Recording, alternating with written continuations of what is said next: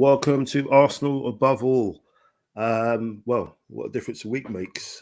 This time last week we were reminiscing on a really strong Arsenal's performance, full of fight, full of tenacity, full of passion. And a week later, we've witnessed a bit of a masterclass from Brighton and their coach Zerbi, running out 3-0, deserves 3-0 winners, and a result which effectively puts an end to our hopes of winning the league this year.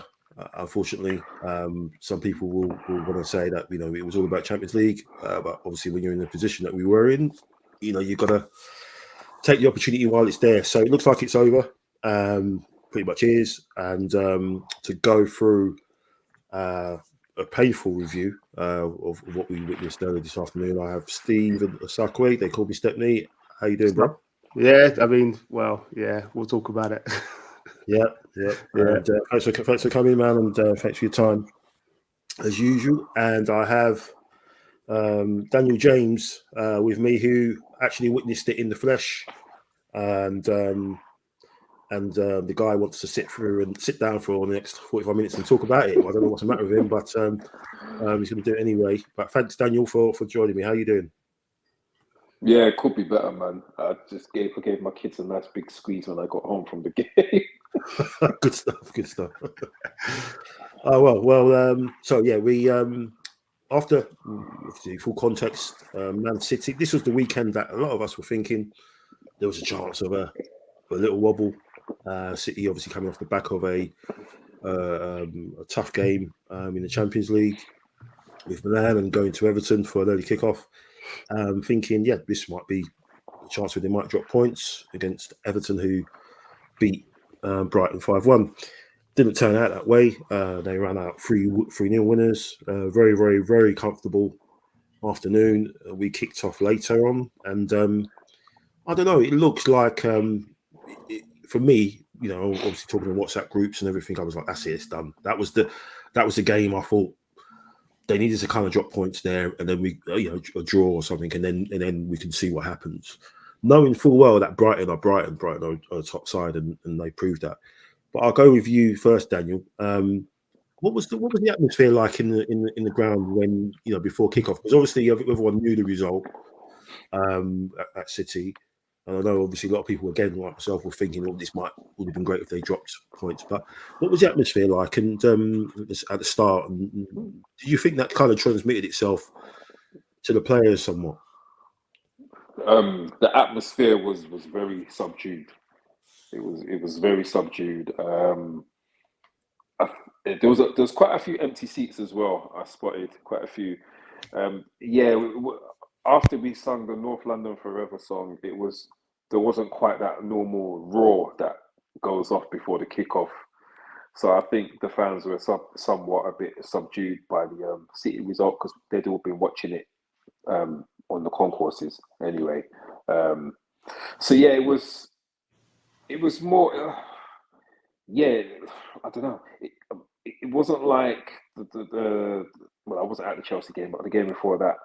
Where before the game was kind of like more of a kind of like a raw, more kind of excitement. It was just like it felt like, okay, we need to win the game, but in essence, it felt like, it doesn't matter if we win it because City are going to win the league now anyway. So yeah, there was that kind of, I guess that kind of vibe in the air, I would say. Yeah, I mean that's definitely how it kind of came across on the telly. It kind of felt that way. Steve, obviously, Brighton coming off the back of that defeat, and Zerbi saying what he was saying. He will see the real Brighton will turn up on Sunday. They definitely did, but were you kind of disappointed in the way that we were set up? Like, obviously, Brighton were doing the usual, trying to lull teams into pressing, and then play through them. Were you happy with that? We were trying to chase it, or do you think we should have maybe called their bluff and maybe just sat off a little bit and then tried to get them on the counter that way? Yeah, I mean, whatever we did, it didn't work in it. That's clear. So we can look back and say what we should have done. But I think a lot of us that were talking before, and in our groups and stuff like that, we knew this game was going to be tough, and we knew that we needed a game plan to win this type of game, to give us any glimmer of hope of doing anything. We played right into their hands, to be perfectly fair. We none of our shots were clear cut. I think we had 2 shots on target or something like that, and they were on it. Their passing was crisp. Our passing was poor. We couldn't find a pass for nothing. It was overall. It was just a poor performance. I mean, we've talked about this player before, Mitoma, and he had my guy Benny Blanco in his pocket all afternoon. To be perfectly fair, and Ben looked tired. He looked like he couldn't do anything. Like the times that Mitoma had the ball and was either going past him or laying the ball onto somebody else to go past him, he looked half a player. So we didn't set up well at all. And just going back to the atmosphere and stuff like that. Once you know the result from the game before, it does it affects the atmosphere. During the game, our fans were singing loudly, and even when we went 1 down, they were singing and stuff like that. But I think they knew. Once City were gone ahead, it was only going to be one result today, and that then transcends onto the players because they would have been watching it. And I don't think whatever we had done today, we weren't going to win after we knew the City result. Yeah, I mean, the worry for me was we just seemed to lack a lot of composure, in terms of when we did, get over their when we pressed them and we won the ball back. There was a chance that fell to Odegaard early on, and he's in the box and he's got a clear shot on goal, and he decides to take an extra touch. And that kind of sets the tone, because then after that, everything else is going to get snatched up. There was a chance he had later on when he's further out, and you're thinking, well, don't shoot from there, and he shot. And it's like, well, why didn't you shoot when you were closer in? Well, why didn't you slip it to someone?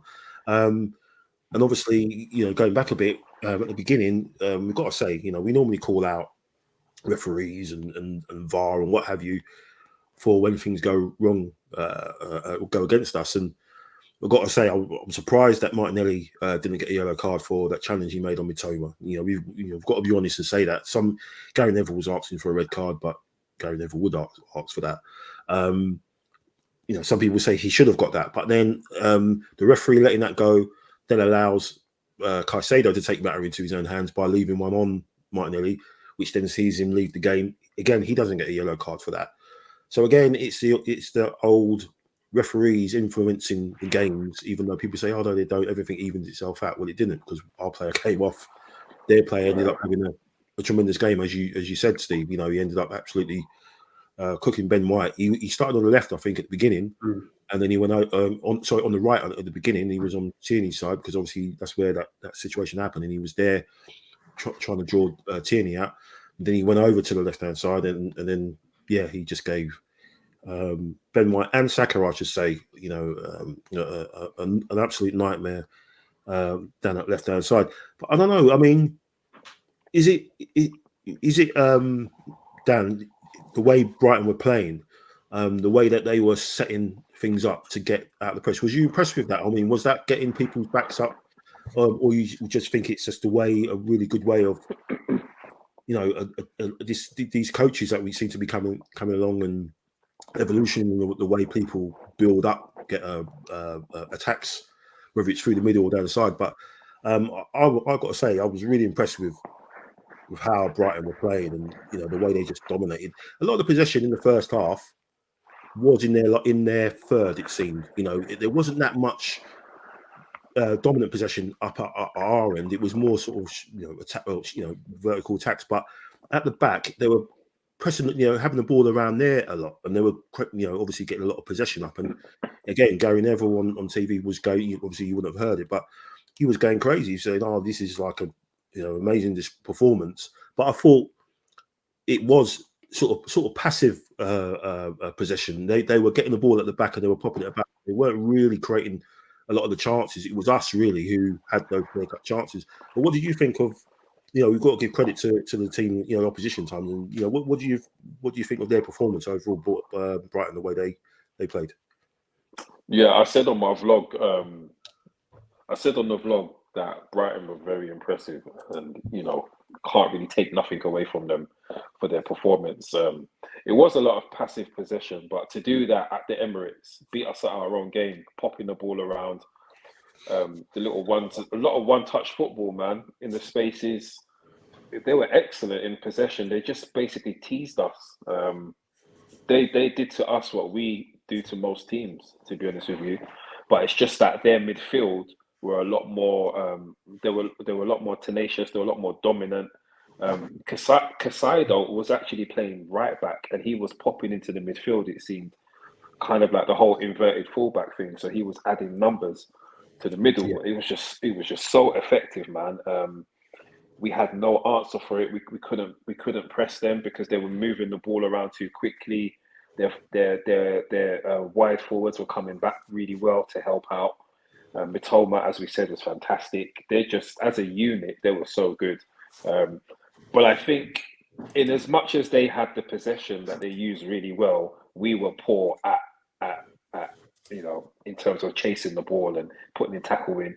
We were poor. So we kind of aided their tactic as well. And we just didn't have an answer for it. I think that for a team to come to the Emirates and do that, get the crowd, it actually got to a point where amongst the season ticket holders, we were actually saying, flipping heck, you know what, Brighton are really good. They're playing really well. We could do with a couple of their players. Yeah. We couldn't be angry with them at all. I mean, they actually were playing ball. I mean, the keeper wasted a few seconds, and they had a couple of injuries and stuff like that. But they didn't come to time waste. They came to play ball and really play around us, and they did it fantastically. Yeah, I mean, Steve, if you're looking at that game, off the back of the last couple of results, you're thinking which team is coming off the 5-1 defeat? Is it Arsenal? Is it Brighton? You know what? The crazy thing was, as Dan said there, they came to play football, and me personally, I've got no problems losing to a team that comes to play. We lost in it, so well done to Brighton. They played good football. They played the right way. I can take nothing away from it. But as Dan said, we didn't play. We just didn't. We just weren't us. And if again, as you said, Mike, if people are watching this and going for the first time and going, so did Arsenal lose 5-1 last week, or was it Brighton? They say, oh yeah, it must have been Arsenal. They didn't look. They didn't look like a team that had that killer instinct to go on and win the game and actually take the game by the scruff of the neck and go, our style is the best. So, I'll challenge you in a way that we will get our style across. Whether it was because they had the Caicedo in midfield at right back, so he was coming in that inverted, and we missed that sort of presence. And from Zinchenko, for example. Who knows? I mean, they were everywhere. They were popping the ball about. Second half especially, they were just one touch, boom, boom, boom, and then we're out and then releasing. And we made them. We made it look more easy than what it should have done. So it'd be. I said it was. Can take nothing away from Brighton, and. Yeah, you just got to hold your hands up sometimes and say you've lost the game, but we shouldn't. That performance isn't really acceptable at this sort of level and at this sort of stage of the season as well. When you have to put the pressure on, regardless of how other results have gone, you've got to put the pressure on and make them win the title and not just hand it to them. And it was just reminiscent of last season of just going. Yeah, we needed to put the pressure on to had the games in our hand, had the points in our hands, and then just didn't do anything with it. Yeah, I totally agree. I mean, it's the first time, I think we were talking earlier, Arteta in his post-match notes has kind of come out and said, there's certain players that you can't play, again, as you said, Steve, you can't play like that when the situation is pressurized, and you need to perform and step up. And players like can't play like that. You can't do that. And if that's the case, then they're going to have to analyse and get people in. I think what you're touching on about the midfield. I mean, Caicedo, ran the show. He wasn't even in his position, his natural position.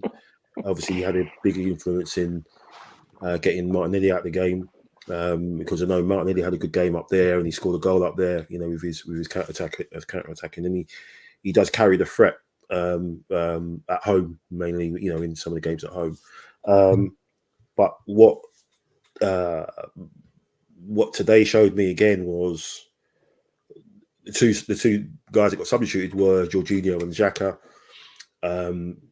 Two guys aren't the most mobile and most athletic, and there's this discussion about Caicedo and Rice. Who is it? Who do we get? Which one do you get? I think we need to get both of them, but in a dream world that would be both, because I think we totally need to upgrade that middle, make it a lot more athletic and mobile, and that just allows us to play at a different level.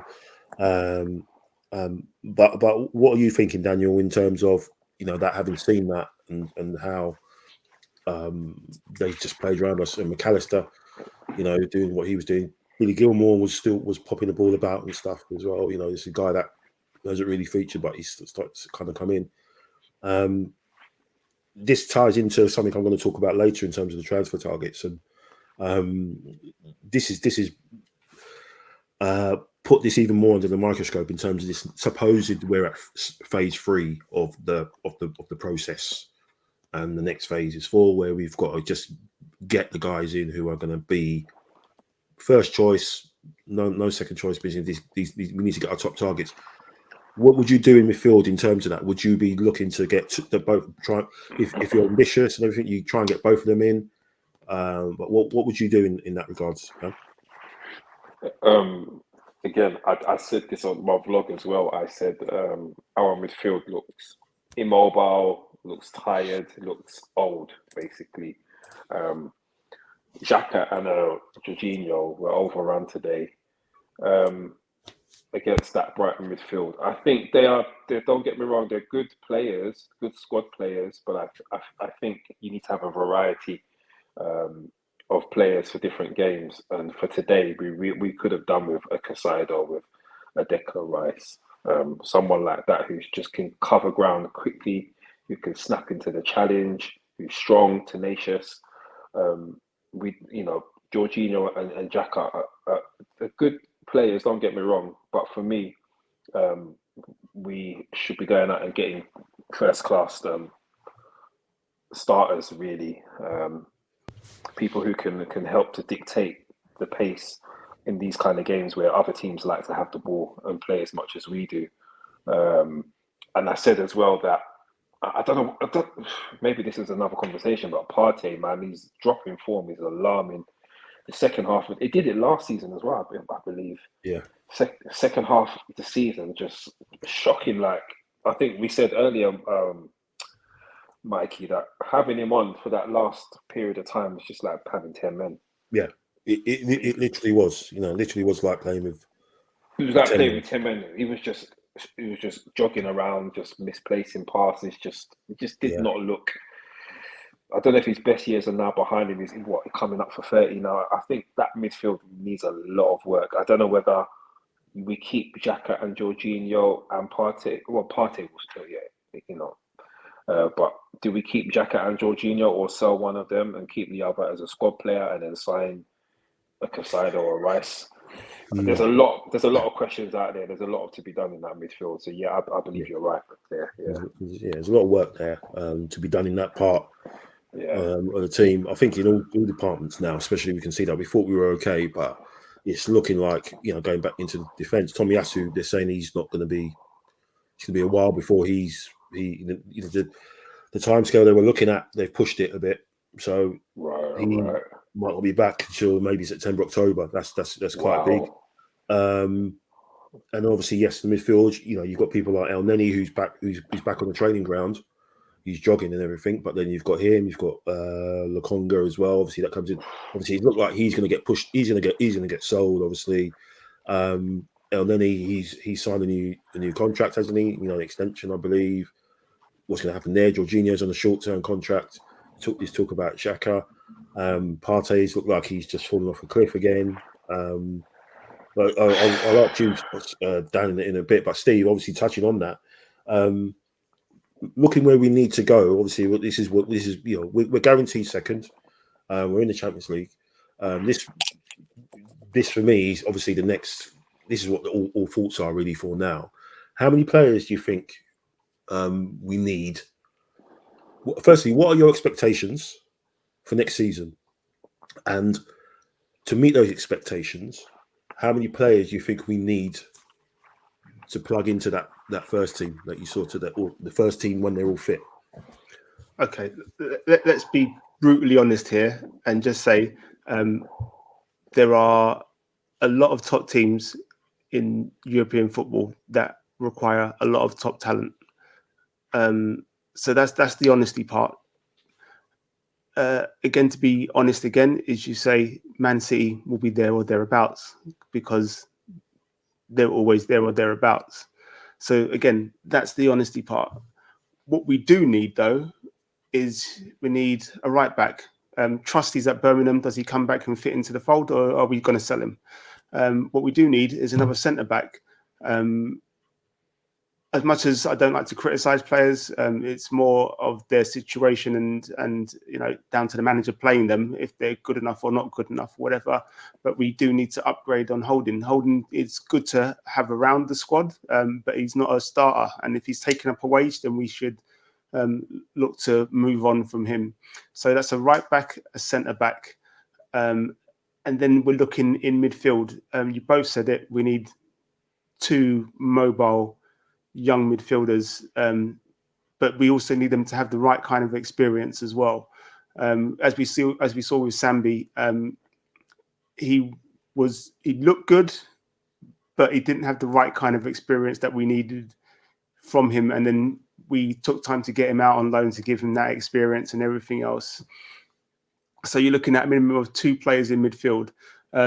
We've got 4 experienced players in there. As you mentioned, Mike, we've got Elneny, Xhaka, Partey and Jorginho, and each one offers a different experience and a different level of experience. Partey's drop-off, though, is a very worrying thing, and you can't have that at this level. For me, it's a difficult one because he's done well for us, but if the drop-off is that bad, then we need to look to replace that position more than the others. Xhaka is consistent. As much as people may not want to hear it, Xhaka is consistent. He's an ever reliable, and you can. The players themselves have talked about his leadership qualities within the team and everything else. So he brings that. We've seen Jorginho in his short time, what he's brought in terms of him trying to coach players and trying to give advice and stuff like that. I don't see that from Partey as much. But at the beginning half of the season, he was just dominant. He was an absolute monster. What's happened, in these final 10 to 15 games, for example, I have no idea how that drop-off is so huge. And, we talked about maybe it being Ramadan and not getting the right sort of energy levels from not being able to eat and having to fast. And, players do whatever they can to try and keep themselves 100%. But his drop-off has been phenomenally bad. And we can't really be accepting that as something that can go forward. So we need to upgrade there. The wings, Saka plays as much minutes as they can possibly get out of him, even when he's off form. And right now he's not on form. But with our squad being so tight and wanting to play him every week, you sort of go, I'd love Nelson to stay because when he came on and when he has come on, he's looked lively and he's looked like he actually wants to make things happen. But if you're not going to trust him to come in for games, then you sell him and then you get somebody that comes in. And up front, I've said it before, and I've joked about it before, but we need a target man. We need somebody that's just going to stay up front sometimes. I love Jesus's press and what he brings to the team with his effort. But we need somebody that's sometimes just going to be in the box and to hold that ball up and to link that play up. And sometimes when we're hitting long balls today, the defenders have got an easy time against Jesus. It's just stand there, nod it down to the next person, and then any sort of momentum that we're trying to build from attack, from a kick out or something like that is lost. So what I think will happen, we'll sign 3 players, and maybe 1 or 2 youngsters as well. And that's just being realistic. I don't think the club are going to go full out and say, yes, we're going to go and sign 5 to 6 players that we need. We'll sign 2 or 3 and we'll get 2 or 3 young players in, and that'll be our lot. Maybe a few freebies as well. Yeah. Cool. What do you think, Dan? Do you think same as Steve in terms of numbers, or do you just think that with the Champions League and with what we've got behind us coming, that are going to spend, obviously with Newcastle and United will always do, and obviously Chelsea, once Pochettino gets his foot under the table, do we need to go big, or do you think the club will actually realise that, or do you think they're just going to make do? I think what Steve said is correct. I think we've got 4 players in there that are around the age of 30 or older, in El Nene, Xhaka, Partey and Jorginho. For the Champions League, I don't think that is going to be enough. And I don't think they're all going to stay. I think we're going to see 1 or 2 go. In honesty, what I would prefer is to have 2 solid players in every position. Excuse me. Now, I know Pep can obviously do that. He's got 2 first-class players for each position, so maybe more. But at least a competitive, make it a competitive edge. For example, if Saka's not playing well, like Steve just said, there's no one who is thinking, oh gosh, that guy's going to take my place. Do you know what I mean? If Odegaard's having a really, really bad game, there's no one who's thinking, oh my gosh, if I don't step up, my place is gone to whoever. And I think that is ideally that's what I'd like to see.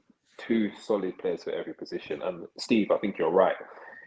I like Nelson. And I just don't believe he's been given a fair crack at it. Same with Tierney. I like Tierney. I don't think he's been treated very well this season, if I'm honest. We've seen what Zinchenko can add going forward, but going the other way, we've seen how much of a liability he can be, for example. As you said as well, Mikey, I think what we will do, what I would like to see anyway, is there's a couple of good players that are going around freebies, good international players. I mean, there's the likes of Tielemans, he'll be available on a free. Zaha, even though he's 30, he's fit, he's quick, he's strong, he's got the know-how, he's Premiership ready. Is that someone we get maybe to add to the squad, as well as getting a target man as well? Maybe Zaha can be that person to give Saka and Martinelli a run for their money, to just interchange, like how Pep does. He's always changing the wingers frequently to keep them fresh. So yeah, I think in reality, I think what we'll see is 2 to 3 players coming in. Maybe only a couple will go out. I think there's some players we've purchased that just haven't fit into our mold very well. As you said, Steve, Sambi, that wasn't a good look. Vieira, it'd be interesting to see what happens with Vieira. Again, he's taking up a wage of squad space. Yeah. What we're going to do with him? He hasn't been impressive at all. And then I think we might see that some like Holding go. And we might see El Nene go or Xhaka. I don't think we can keep all 4 of those guys. We need a bit of differentiation in there, man. Something's got to change. We need to change. We need to look forwards for me. So yeah, there's a lot for Edu and Arteta to consider, and I'm sure they've been doing it already anyway. So it'd be interesting to see what we do. Cool. So what are your expectations for next season in terms of obviously where we are in the league? Obviously second. It's about, for me, obviously it's about finishing in the top 4 again, getting as close as we can to City, and having I think we've got to win a trophy. I think it's always been the case for Arsenal, but see in the League Cup, if not the League Cup, the FA Cup, make sure you win that. because obviously you're always going to come across City, whatever competition it is. Champions League, let's try and get out the group. We're going to be in a group with 2 of the top seeds, like pots 1 and 2. So it's looking like we're going to be the 3rd seed. So we're going to have 2 biggies in there. Otherwise, if we end up finishing 3rd, we'll be back in the Europa again after getting knocked out. We don't want that. We don't want Thursday night football again. So for me, if you can't win the league, win the League Cup, can't win the League Cup, win the FA Cup, finish top 4, try and get as close to City as you can, and in the Champions League, just get past the knockout stages, get to maybe the quarters, and then if we get taken out by one of the big guys, then that's our level. Are you thinking the same, Steve? Because I think it's 3 years now without winning the trophy. Obviously after the FA Cup, and obviously the bar was lowered somewhat in terms of finishing 8th and then being out of Europe and then being back in Europe and then getting knocked out of Europe in knockout stages quite early. So the bar has been lowered quite significantly. Obviously, it's raised quite significantly. But next season, what are your expectations in terms of how we do in these competitions, man? Look, cup competitions are exactly that. It's a cup. It's luck. There's no given right for anybody to win it. And if there was, then again, we'd just all hand in the League Cup, FA Cup, and the league to City at the beginning of every season because they were the champions before and they're good at them. So cup competitions, you want to go as far as you can in all competitions. In my personal view, I'd like to see us win League Cup, FA Cup, Champions League all in one season, to be perfectly fair, but we've got to be realistic and say we don't have the squad and or the experience to do all of those things.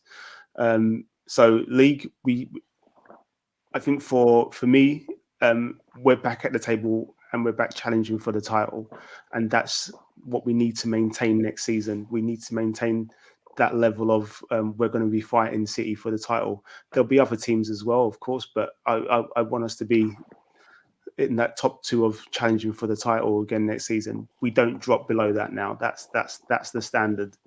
Okay, so the other teams like your Liverpools, your Uniteds, and your Chelseas, and your Newcastles, and they're trying to catch us too. If you see what I mean, they need to then raise to the level to try and catch us too at the top. So I don't expect us to drop below that.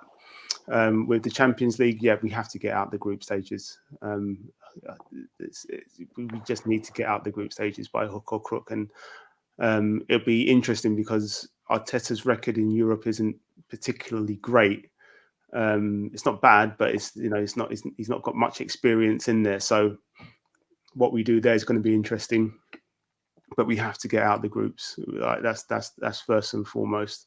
I'd love us. Like I said, I like a cup run. Everybody likes a cup run, whether it's League Cup, FA Cup, and whatever else. I like Arteta to just have a hand on the FA Cup, to be perfectly fair. His first trophy he's won with us, and he's won it as a player and manager. It would be good to him to win that one more time. There it is. But yeah, like I said, for us, we have to challenge for the league title again. Like I said, there's no given right to the league title, but we have to be challenging for it again. And everything else can be supplemented. Cup competitions, you can be Wigan and win an FA Cup against the Man City, for example. The luck of the draw. But yeah, we just need to be challenging for the title again, and that's my main concern next season. Is we set a standard and we need to maintain it. Yeah, 100%, man. Dan, you go along the same lines? In terms of expectations for next season. Yeah, I agree with Steve 100%. We need to be challenging for the title. What I would particularly like to see is better performances, particularly against City, and taking more points off them. They're a really bad bogey team for us in terms of we just never seem to get points off them. Yeah. So I would like to see a much more competitive couple of games in the league against them, and challenging as much as possible, pushing as far as possible. Look, sometimes some teams just deserve it, but I really like it when a league title goes all the way to the last couple of games, rather than teams winning it with like 5, 6, 7 games to go. So I'm sure Chelsea, Man U, Liverpool, even Newcastle, they're all going to be, chucking money into this now. It'd be interesting to see what happens. Liverpool I don't think are going to have another season as they have this season. The forward line that they've got is frightening if they get them all fit and playing well.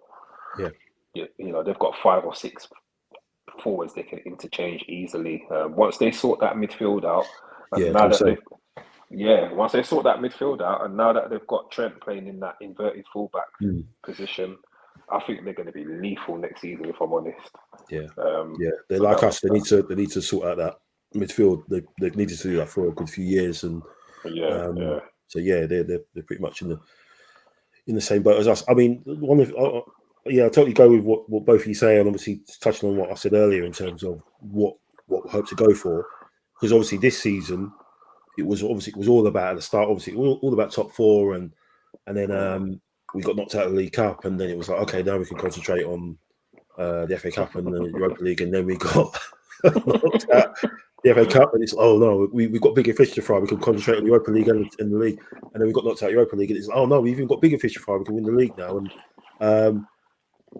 I don't want that till next season, especially if we strengthen, as we've mentioned before. If we strengthen in those areas, we can't be going, we can forget about that conversation. No, we need to be competitive in as much games as we can, and that was understandable, because obviously the way Arteta managed his team, playing that same team all the time, as you again touched on earlier on, not kind of trusting the guys to come in and do it and help out, and in that essence, he was only working with 13, 14 players, let's say.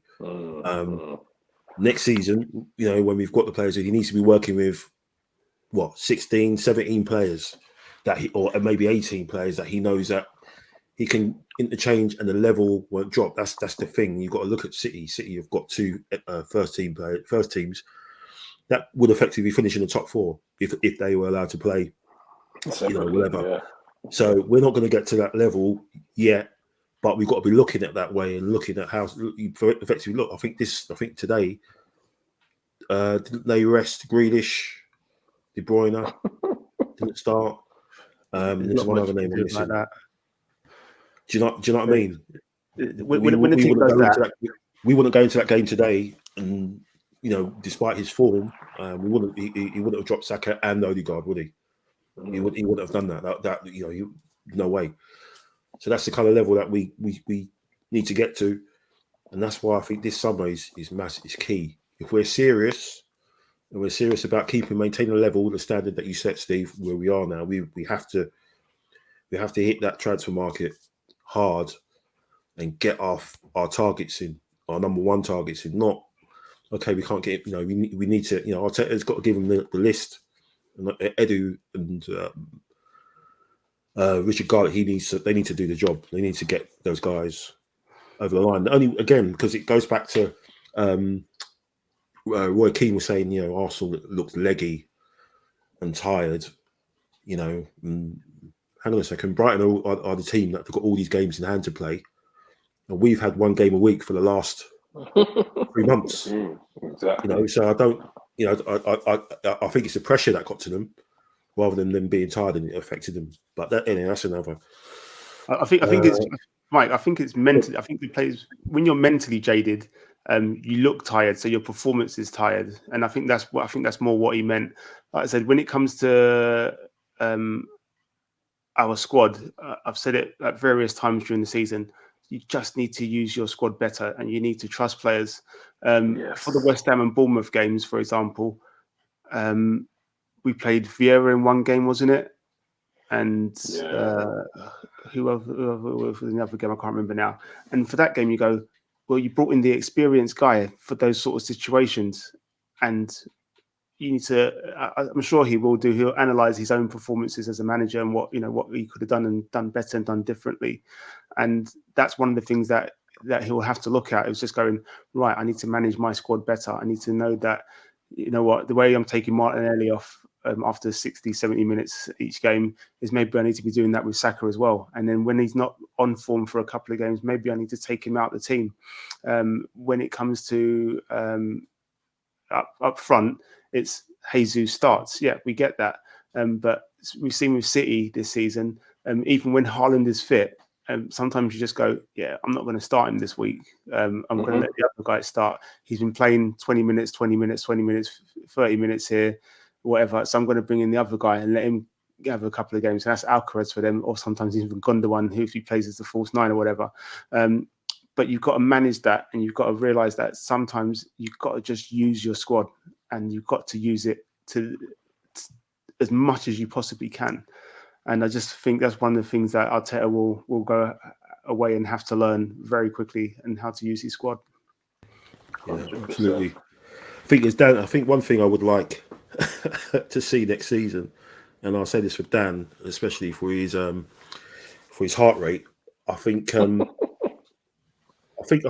don't want to see too many thrillers next season. There's too many games this season at home where we've just been involved in these games where we're just conceding goals, and then it's just a basketball game, and then we end up just pulling away at the end, or the Bournemouth situation, or the Southampton situation, or the Man United game, or the Liverpool game. 3-2, 3-3. Do you know what I mean? 4-2 against Leeds, 4-2 against. There's just too much madness. Just too much. More clinical at home, and we conceded too many goals at home. We said this 3 or 4 months ago. We've conceded too many goals. This is when Saliba was in the team. People are trying to revision things and say, "Oh, when Saliba was there, we were letting goals in with him there as well, man." You got to be honest. We're letting in too much goals at home. We've got the best record away from home in the league, but it seems like it's the home situation, not just the points we dropped, but the goals we've conceded that has affected the whole goal difference situation. So, so that's one thing I would like to see different, just to be a bit more clinical. Back in the old 03-04 days when we used to just be 3-0 up at half time, and then Wenger, we just used to take off Henry, and people would take newspapers out and just like read the program in the second half, and then that was it. Oh yeah, we won 3-0. That's it. None of this last minute 96 minute business and getting winners. I'm thinking of you. I don't, I know you're, even though you don't look it, you're getting on, and I want you to, have a nice long life. You know what I mean? Oh boy! Yeah, listen, I got another baby coming. I need to. Exactly. You know what I mean? You need to sleep, man. You need to keep sleeping. So yeah, we'll finish with just a quick touch on obviously next game, which is kind of mathematically, obviously, it's still on, but it's more effective. It's effectively a dead rubber against Forest, who obviously need a win. What would you do in that game, Steve? Would you be looking at next season?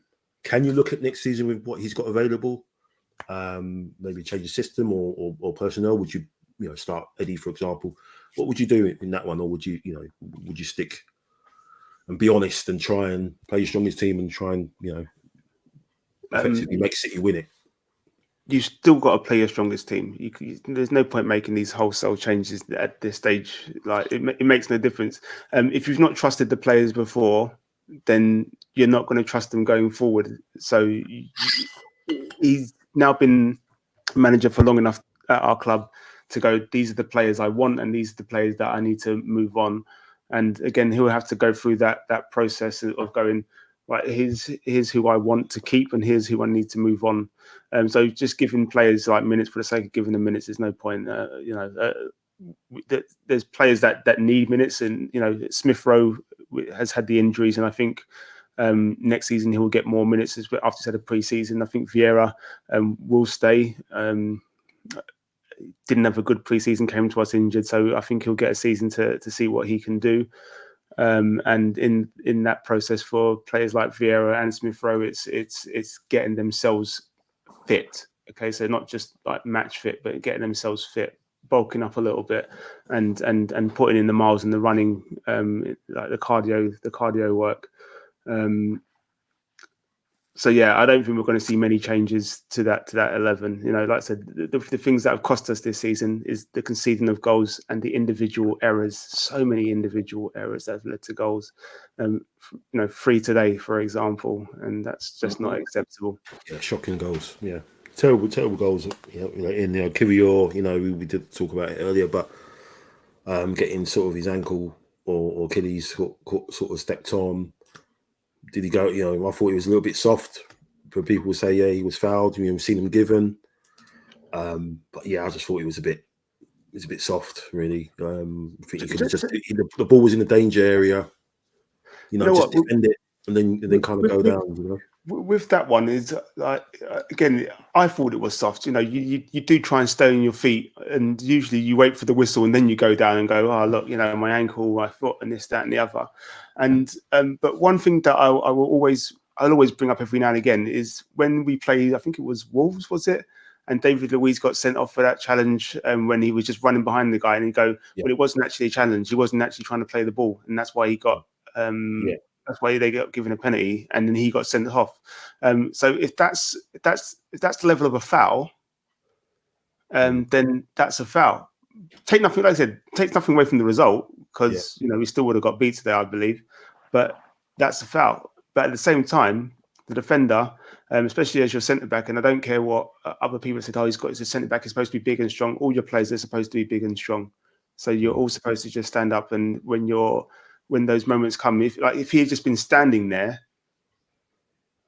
the ball doesn't go to their players for him to score a goal. He literally just heads it away because he doesn't go that high. Yeah. But again, it's individual errors and individual mistakes, and we've seen it. Remember when it happened to Party when he came off in the middle of the park, and So we've seen it happen, and it will just be a case of Arteta saying that it isn't happening again. And it won't happen again, and that's the message that needs to be put out there. That you stay up on your feet for as long as possible because we don't get much change from the refs and VAR and everything else anyway. So you know we can't look to win free kicks like Harry Kane did. Was that a pen? Was that of course it wasn't. So no. Well, he won his team a penalty. Let's use the terminology that is banded about. But yeah, we. Yeah, it was soft. He should have been on his feet. And Dan, what do you reckon? Forest, you changing anything, or you're not bothered now?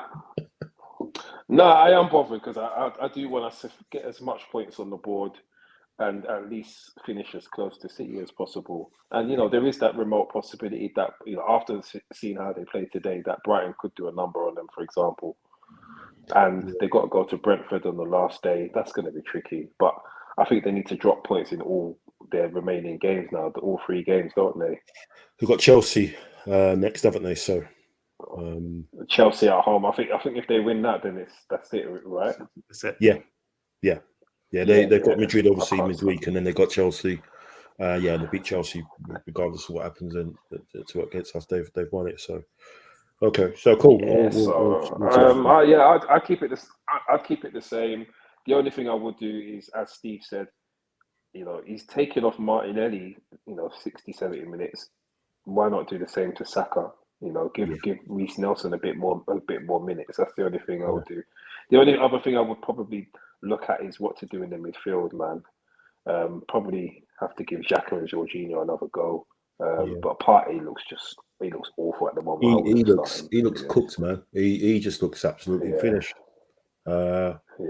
He must be carrying something, but yeah, it's just mad. Like you said, how he's just fallen off the cliff again. Another season where he's actually on the pitch and stuff. Whereas last time it was a case of he wasn't there obviously because he was injured. So this time he's actually on the pitch, but he's still kind of stinking out of place. But anyway, we'll see what happens at the weekend.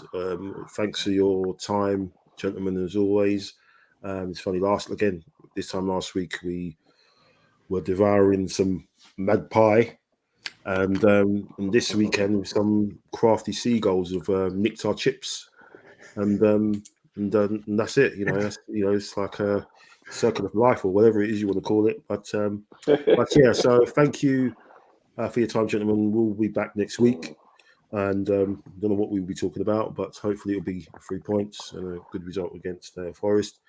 And if miracles do happen, maybe a title race still going on, but I doubt it. But anyway, thanks for tuning in. Thanks for everyone that shares and likes and watched the shows and shown the support. Thank you, Daniel, for your vlogs. I know there's probably a painful one today, which will be up as well. But thanks for that, all the work you do for that as well. Really, really appreciate it. And that's it for today. I've been Michael Harris. He's been Stephen. They call me Stepney Osakwe. Also watch BTS in front. His show, his channels. Steve, give it a plug, man. Tell us what it's about. Just a short one, because Mike, I'm hoping to get you on there and take off a load of my work. But basically, it's interviewing people that work behind the scenes, and by behind the scenes, it's the media, TV, film industry, theatre, and stuff like that. So makeup artists, directors, actors, extras, sound, lighting, ADs, everyone. And there's been some really interesting shows, and like I said, it becomes a bit difficult for me to try and fit everybody in. So I'm going to be shifting some people your way, Mike, for you to just take a load off my my plate, and that would be really helpful if you. When the season's done, I'm all yours, man. I'll be free, obviously doing prepping and stuff like this and photos and what have you. But yes, we've been watching them great interviews and everything, and I'll be honoured to take part in it when I get the time to do it.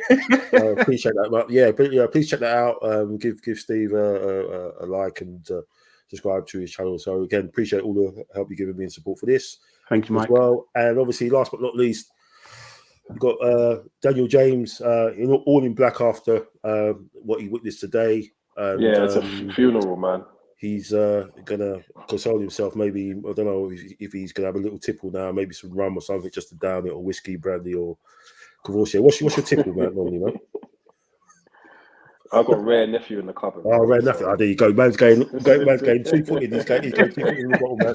He ain't messing about. Yeah. It's bad day at the office.